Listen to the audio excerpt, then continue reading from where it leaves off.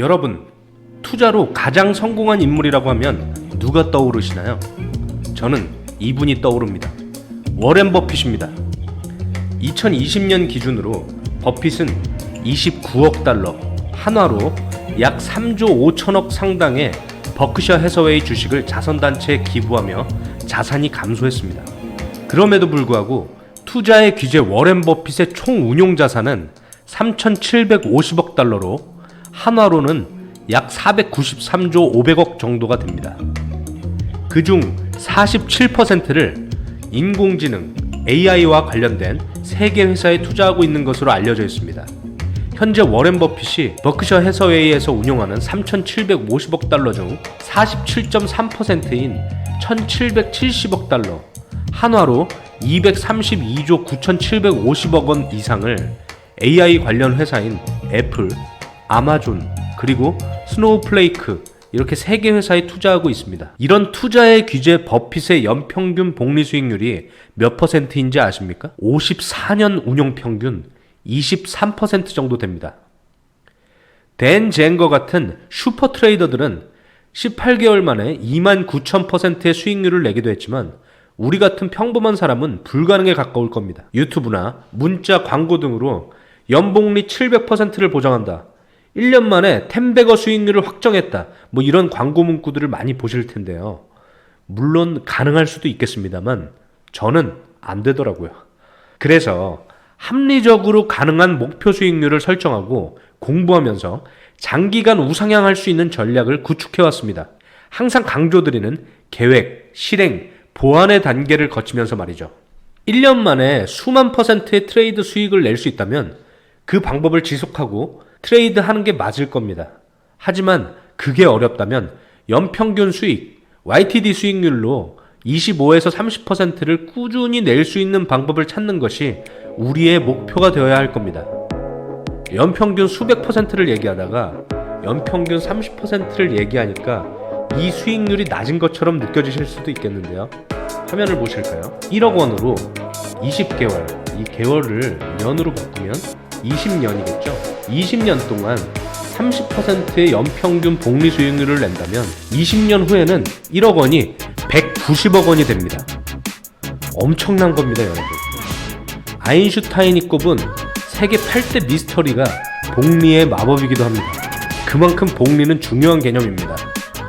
버핏이 항상 강조하는 투자의 비결은 자신의 능력 범위 안에서 투자하라는 것입니다. 투자자는 자신이 선택한 기업을 올바르게 평가할 수 있어야 된다고 합니다. 선택이라는 말에 주목해야 합니다. 모든 기업 또는 많은 기업을 전문가처럼 속속들이 알 필요는 없습니다. 여러분의 능력 범위 안에 있는 회사들만 평가할 수 있다면 됩니다. 능력 범위의 크기는 중요하지 않지만 자신의 능력 범위가 어디까지인지는 반드시 알아야 합니다. 이 말이 버핏의 1996년 버크셔 해서웨이 주주서한의 내용입니다. 누구나 하나쯤 잘 아는 분야가 있을 겁니다. 스포츠일 수도 있고 음악, 패션, 게임, 스마트폰 앱일 수도 있습니다. 버핏은 자신의 능력 범위 안에서 자신이 잘 아는 분야에 집중하라고 조언합니다. 기업이 무슨 사업을 하는지, 어떤 상품을 판매하는지 이해한다면 실수를 덜 할 수 있기 때문입니다. 물론 YTD 수익률 25에서 30%를 내는 것은 엄청나게 힘든 일입니다. 그렇기 때문에 목표 수익률로 설정한다고 말씀드렸던 겁니다. 이 영상을 구독하는 구독자분들 중에 야, 나는 혹은 내가 아는 지인 누구는 단타로 2배 수익률이 났어, 100% 수익률이 났단 말이야, 이렇게 생각하시는 분들도 있으실 겁니다. 그래서 이 표를 보시면요, 10년 이상 투자한 대가들의 연 복리 수익률 추정치인데 리처드 데니스나 마이클 마커스 같은 경우에는 연평균 120%를 낸 이력도 있습니다. 제가 왜 이렇게 워렌 버핏에 대해서 강조하느냐, 54년간 장기간 시장을 아웃퍼폼했기 때문입니다. 이거는 정말 대단한 겁니다. 우리가 투자자 중에 워렌 버핏을 강조하는 이유는 워렌 버핏이 투자로 정말 많은 부를 이뤘기 때문입니다. 이런 워렌 버핏도 50대가 넘어서 진정한 부자의 반열에 오르게 됩니다. 지금까지 평생 번 돈의 대부분은 50대가 넘어서 번 돈입니다. 그만큼 복리 수익이 엄청 중요한 개념이라는 거죠. 대가들의 S&P 500 지수 대비 초과 수익률 차트인데요. 조엘 그린블렛, 조지 소로스, 워렌 버핏, 월터 슐로스 이런 위대한 투자자들이 있습니다. 워렌 버핏은 50년이 넘는 세월 동안 시장을 아웃퍼폼했습니다. 이건 투자 자체를 즐기지 않으면 할 수 없는 일입니다. 그렇기 때문에 이런 위대한 투자자들을 우리의 롤 모델로 삼고 그들이 성공한 방식을 우리가 책을 통해서 시장의 경험을 통해서 배워나가고 도전하는 것이 중요한 것이라는 말씀을 강조드리는 겁니다. 이 워렌 버핏은 투자 초기에는 담배꽁초 전략이라는 자기의 투자 방식을 가지고 많은 돈을 벌었습니다. 그는 이 전략이 처음으로 100만 달러를 벌어들인 공로를 인정합니다. 그러나 이 담배꽁초 투자로 얻은 정확한 수익 금액은 공개하지 않았습니다. 주주들에게 보낸 편지에서 담배꽁초 투자에 대한 몇 가지 사례만을 언급했습니다. 이 담배꽁초 기업을 식별하는 한 가지 방법은 순현금 자산가치 공식을 사용하는 것인데요. 회사가 모든 유동자산을 매각하고 모든 유동부채와 우선주를 상환할 경우 각 주주가 받을 수 있는 금액을 알려줍니다. 이런 방식으로도 담배꽁초 주식을 식별할 수 있지만 조금 더 쉽게 담배꽁초 주식을 선별할 수 있는 방식을 알려드리고자 하는데요. 스탠 와인스타인의 4단계 이론입니다. 1, 2, 3, 4의 구간이 있는데 그 중에 두 번째 단계 상승 구간에서만 트레이드하라고 스탠 와인스타인이 얘기하고 있습니다. 요즘 가장 각광받고 있는 미주 투자대회 우승자인 마크 미너비니와 데이빈 라이언 등 세계적인 트레이더들도 스테이지 2 구간에서 트레이드하라고 설명하고 있습니다. 차트로 한번 살펴보겠습니다. 여기 보시는 스테이지 1, 스테이지 2, 스테이지 3, 스테이지 4가 있는데요. 이 사이클은 지속적으로 반복된다 라고 설명을 하면서 스테이지 2 구간에서 주가가 상승하는 구간에서만 트레이드를 하라고 많은 트레이더들이 얘기를 합니다. 하지만 워렌 버핏은 이 스테이지 1 구간, 주가가 현재 가치보다 월등히 싸져 있는 구간에서만 매수를 해서 기다리는 거죠. 언제까지? 주가가 기업 가치까지 도달할 때 주식을 매도하는 방식을 택하는 겁니다. 이런 방식으로도 우리가 담배꽁초 주식을 선별할 수 있을 겁니다. 물론 하나의 예시일 뿐이죠. 다른 차트를 살펴보면 스테이지 1 그리고 스테이지 2 그 다음에 고점에서 이렇게 횡보하는 구간을 스테이지 3 그 다음에 대세 하락하는 구간을 스테이지 4라고 얘기합니다.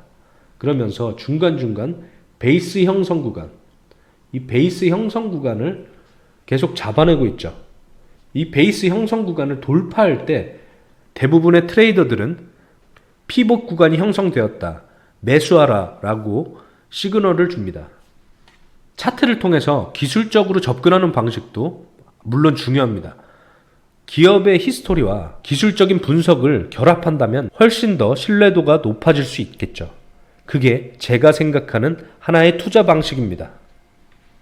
실질적으로 실전에서 우리가 활용을 하기 위해서는 차트에서 잡아낼 수 있어야 하는데 생각보다 쉽지 않죠. 여기 보이는 레지스탕스 존이라고 하는 저항 구간을 돌파하게 되면 주가가 상승했다가 다시 이렇게 눌리게 됩니다. 이런 눌림목을 활용한 트레이드도 제가 아주 좋아하는 구간인데요.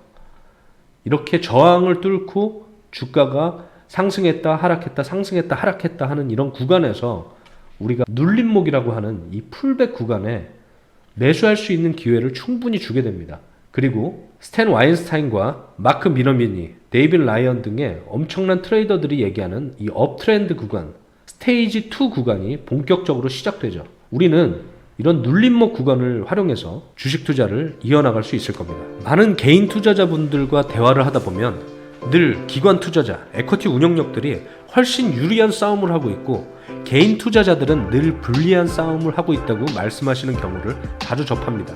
과연 그럴까요?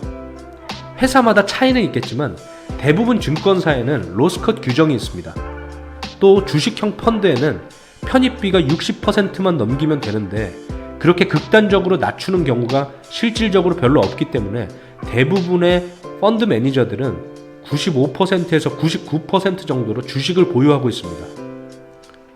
매니저들은 절대 수익보다 피어 그룹 대비 순위가 중요합니다.